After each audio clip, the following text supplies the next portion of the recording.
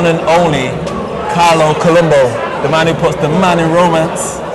Tell me, Carlo, how we doing? How we doing? Please, people, no picture.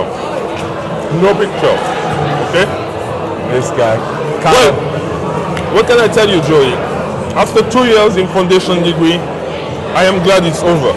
Not completely over, but I'm glad it's over. Because now I can focus on some more personal work, more personal projects. Good.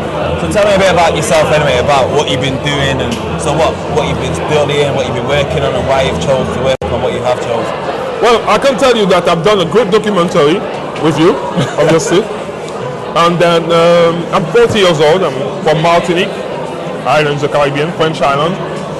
And I've decided a few years ago to go back to university, to train, to get a better education, a better life. Yeah, to better yourself and move forward. No? Good, yeah. Good. So what's the inspiration around the documentary you put together, and what drove you to do that? Well, to be honest, I was very keen on telling stories. My dad is a great storytelling man. He's always tell a story about things that happened to him. And I wanted to do that. But I wanted to do that on a larger scale. And I realized the only way to do that was to do it by television. So this is why I got my inspiration. I got my inspiration from him. But I realized that when you want to do something powerful, you need to do it in a dramatic way. And the only way to do it was to do a documentary. So that's why I did what I did. Okay, good. So now that it's done, how does it feel to have done the documentary? Is it perfect? Is it what you wanted? Could you have made any changes? It's exactly how I wanted it. Yeah. You know, I couldn't have changed it. I knew you were going to say that. No, I have to be honest. I was directing, I was producing, I was editing the thing. Yeah.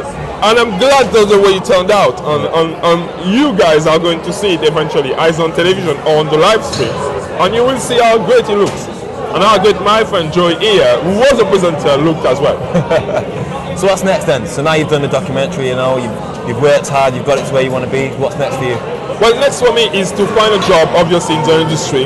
If possible, either in United States, which is obviously the mecca for television, or in some emerging market, which is in China.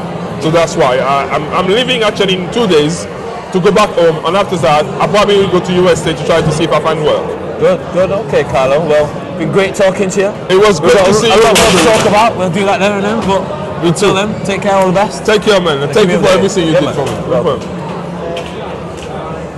Are we gone? Was it good?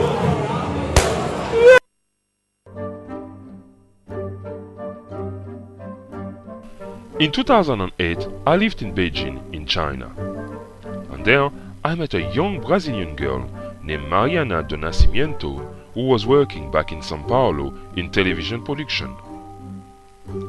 She was an art director for TV Globo, the Brazilian equivalent of the BBC. And she told me how media production were keeping costs very low in her country thanks to their grueling filming schedule. In fact, they are shooting as many scenes as possible in one location before moving to the next. Therefore, on one shoot, you can have almost all the cast staying in various trailers, all ready to film.